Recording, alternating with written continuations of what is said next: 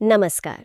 आज हम एक ऐसी किताब की दुनिया में गोता लगा रहे हैं जिसने सच में दुनिया भर में लाखों लोगों के सोचने और काम करने का तरीका बदल दिया है। मैं बात कर रही हूँ जेम्स क्लियर की एटॉमिक हैबिट्स की। हमारे पास इस किताब पर आधारित एक बहुत ही दिलचस्प समीक्षा है और आज हम उसी में से सबसे ज़रूरी और काम की बातें निकालने वाले हैं। तो आज का हमारा मकसद बिल्कुल साफ है, इस किताब के समंदर से वो मोती चुनना जो हमें अच्छी आदतें बनाने और हाँ, उन बुरी आदतों से पीछा छुड़ाने में सच में मदद कर सकें। हम ये समझना चाहते हैं कि रोजमर्रा की छोटी छोटी लगातार की जाने वाली कोशिशों में आखिर कितनी ताकत छुपी होती है। और ख़ास बात यह है जो मुझे बहुत पसंद आई कि ये किताब मुश्किल लगने वाले मनोवैज्ञानिक सिद्धांतों को बड़े सरल कदम दर कदम तरीकों में बदल देती है। बिल्कुल। और मेरे ख्याल से इसकी सफलता का एक बड़ा राज यही है।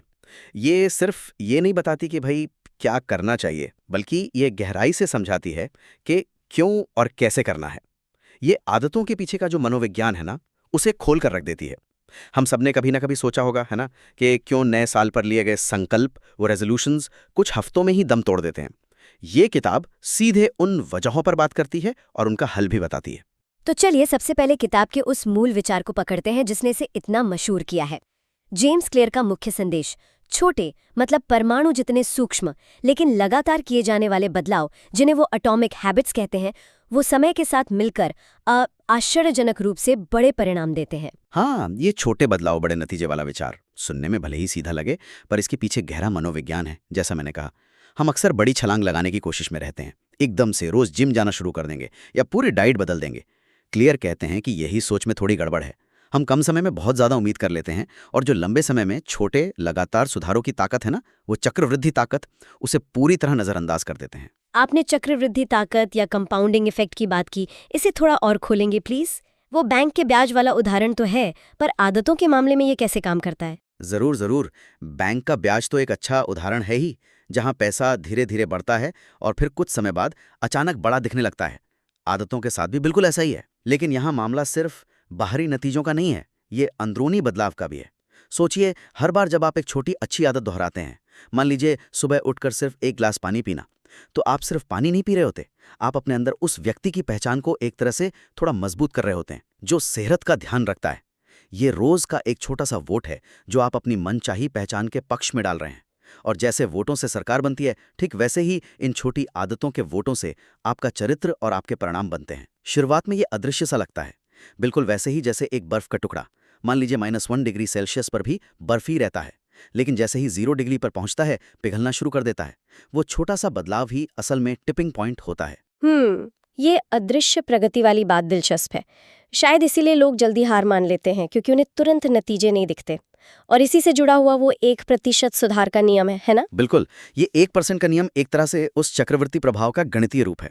क्लियर कहते हैं कि अगर आप रोज सिर्फ 1% बेहतर होते हैं, सिर्फ 1%, तो साल के अंत तक आप लगभग 37 गुना बेहतर हो जाएंगे। सुनने में अविश्वसनीय सा लगता है, पर यही कंपाउंडिंग की असली ताकत है। और इसका उल्टा भी उतना ही सच है। अगर आप रोज सिर्फ 1% खराब होते जाते हैं, तो साल के अंत तक आप लगभग 0 पर पहुंच जाएंगे। सोचिए जरा, सिर्फ 1%, ये इतना छोटा लगता है कि हम इसे नजरअंदाज कर देते हैं। शायद यही इसकी खूबी है। हाँ, मनोवैज्ञानिक तौर पर देखें तो यही इसकी सबसे बड़ी खूबी है। 1% सुधार इतना छोटा है कि ये डराता नहीं है। ये हमारे दिमाग के उस हिस्से को आप कह सकते हैं चकमा दे देता है, जो बड़े बदलावों से घबराता है या आलस करता है। ये कहता है, अरे बस इतना सा तो करना है। और क्योंकि ये आसान लगता है, इसे शुरू करना और फिर जारी रखना वो संभव हो जाता है। और यही निरंतरता है, कंसिस्टेंसी, जो अंत में उन 37 गुना बेहतर नतीजों तक ले जाती है। ये असल में बड़े लक्ष्यों के बजाय रोज के छोटे सिस्टम पर ध्यान देने की बात है। तो ये तो हुए सिद्धांत, छोटे कदम, चक्रवृद्धि असर, 1% सुधार। लेकिन सवाल ये उठता है, इन्हें असलियत में उतारें कैसे, प्रैक्टिकल कैसे बनाएं? यहीं पर क्लियर का वो व्यवहारिक ढांचा, वो व्यवहार परिवर्तन के 4 नियम काम आते हैं। सही कहा ना मैंने? एकदम सही। ये 4 नियम इस किताब का कह सकते हैं दिल हैं।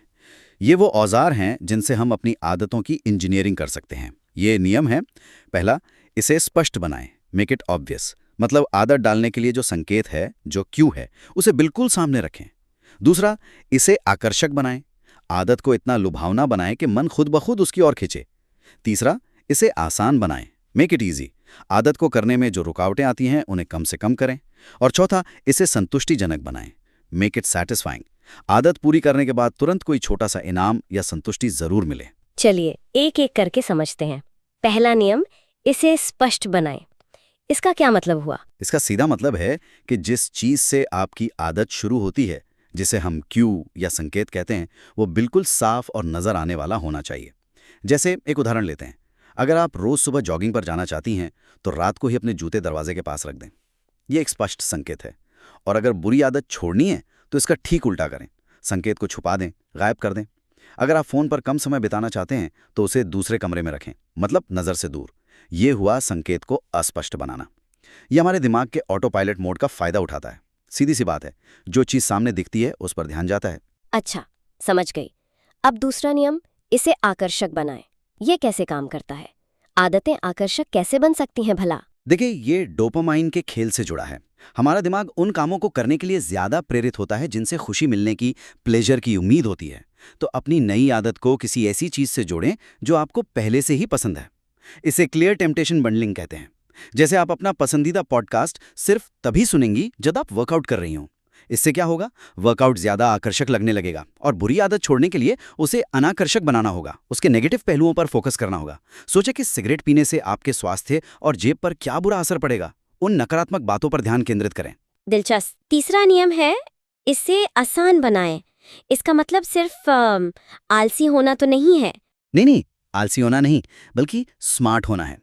ये नियम इस सच्चाई पर आधारित है कि इंसान स्वाभाविक रूप से कम मेहनत वाला रास्ता चुनता है, लीस्ट एफर्ट। तो अपनी अच्छी आदत को इतना आसान बना दें कि उसे न करने से ज्यादा करना आसान लगे।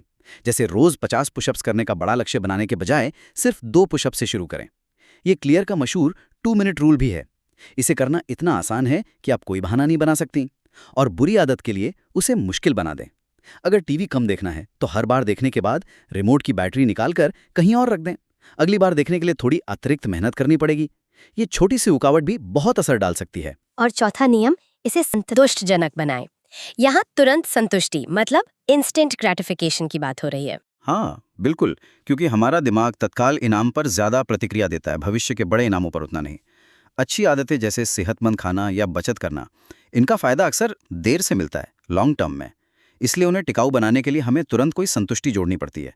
जैसे हर बार जब आप अपना कोई साप्ताहिक लक्ष्य पूरा करें, तो खुद को कोई छोटा सा हेल्दी इनाम दें, या फिर एक हैबिट ट्रैकर इस्तेमाल करें।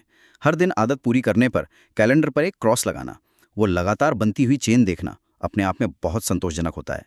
और बुरी आदत के लिए उसे तुरंत असंतोषजनक बनाएं। कोई नेगेटिव कॉन्सिक्वेंस हो, जैसे अगर आपने कोई नियम तोड़ा, मान लीजिए जंक फूड खा लिया, तो शायद किसी दोस्त को पैसे देने पड़े। ये तत्काल सजा उस व्यवहार को रोकने में मदद करती है। ये चारों नियम मिलकर वाकई एक बहुत शक्तिशाली ढांचा बनाते हैं। और ये मुझे किताब की एक और महत्वपूर्ण बात पर लाता है कि हमारा माहौल, हमारा एनवायरनमेंट अक्सर हमारी इच्छा शक्ति या प्रेरणा से ज्यादा मायने रखता है। क्या ये सच है? हमें तो हमेशा यही सुनने को मिलता है कि इच्छा शक्ति बढ़ाओ। हाँ, ये किताब के सबसे गहरे और शायद थोड़े चौंकाने वाले विचारों में से एक है। क्लियर का तर्क है कि जो लोग हमें आत्मनियंत्रित या सेल्फ कंट्रोल दिखते हैं, जरूरी नहीं कि उनकी इच्छा शक्ति बहुत ज्यादा हो, बल्कि वे लोग अपने माहौल को, अपने आसपास की चीजों को इस तरह से डिजाइन करते हैं कि उन्हें इच्छा शक्ति की जरूरत ही कम पड़ती है। उनका माहौल ही उन्हें सही चुनाव करने के लिए एक तरह से गाइड करता है।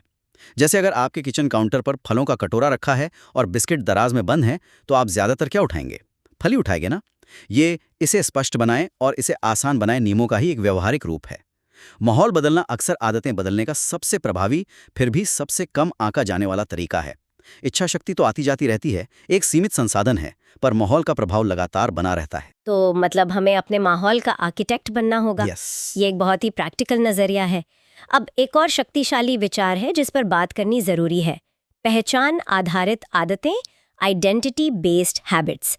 ये परिणामों पर ध्यान केंद्रित करने से कैसे अलग है? ये शायद किताब का सबसे परिवर्तनकारी ट्रांसफॉर्मेटिव विचार है। ज्यादातर लोग जब आदतें बदलते हैं तो परिणाम पर ध्यान देते हैं।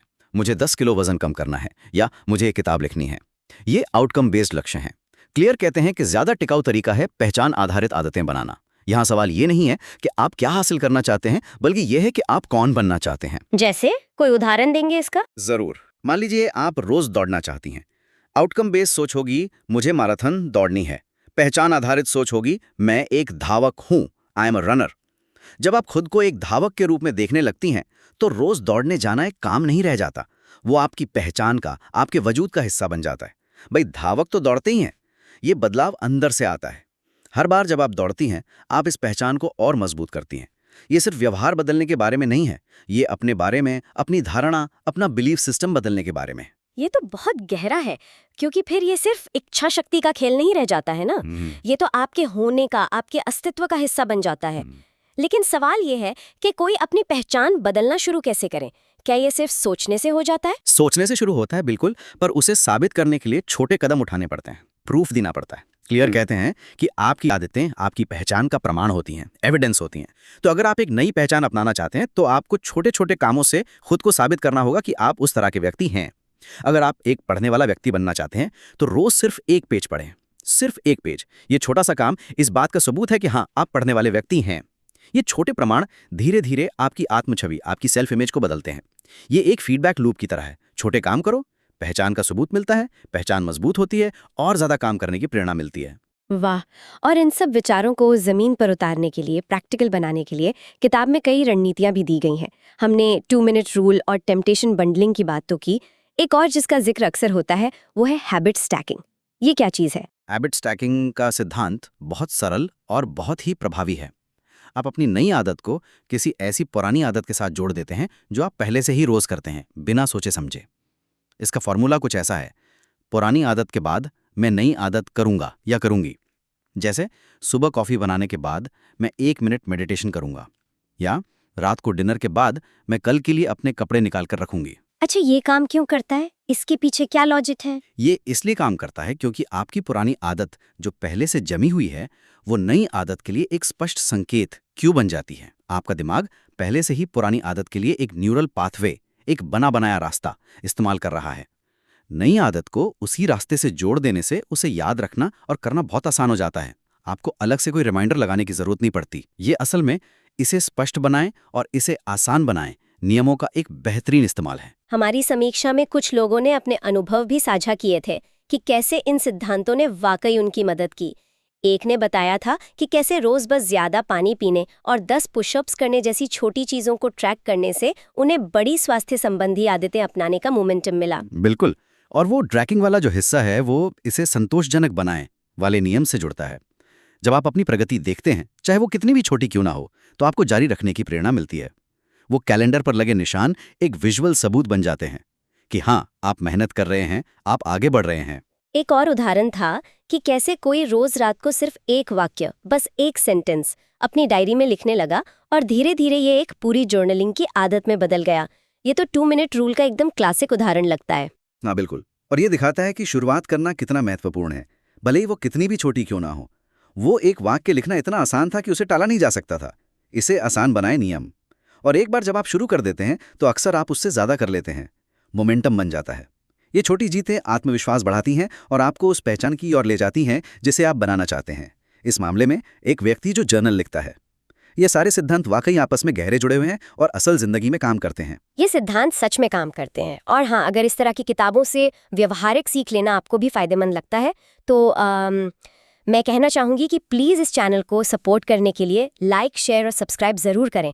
इससे हमें और ऐसी सामग्री आप तक लाने में वाकई बहुत मदद मिलती है। और हाँ, हमें कमेंट्स में ज़रूर बताएं दोस्तों, अगली बार आप किस किताब पर ऐसी गहरी चर्चा सुनना चाहेंगे।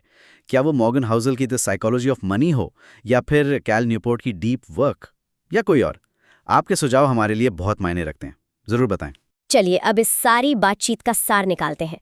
अगर एटॉमिक हैबिट्स का निचोड़ एक पंक्ति में कहना हो तो वो शायद यही होगा: छोटी लगातार की जाने वाली आदतें मिलकर असाधारण परिणाम देती हैं। छोटी आदतें, बड़े नतीजे। निरंतरता की शक्ति को कभी कम मत आंकिए। और श्रोताओं के लिए एक अंतिम विचार छोड़ते हैं जो हमारी चर्चा पर ही आधारित है, लेकिन शायद सीधे तौर पर हमने उल्लेख नहीं किया। आज अभी उस एक छोटे एटॉमिक बदलाव के बारे में सोचें जिसे आप तुरंत लागू कर सकते हैं। वो कौन सा 1% सुधार हो सकता है? और इससे भी महत्वपूर्ण बात ये सोचें कि वो छोटा सा कदम उस पहचान परिवर्तन का प्रतिनिधित्व कैसे करता है जिसे आप अपनाना चाहते हैं।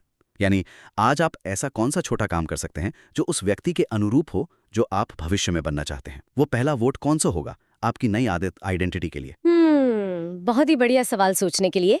तो निरंतर छोटे कार्यों की शक्ति को अपनाइए। यही छोटे कदम आपको आपकी मंजिल तक ले जाएंगे। आज हमारे साथ इस गहरे मंथन में शामिल होने के लिए आप सभी का बहुत बहुत धन्यवाद।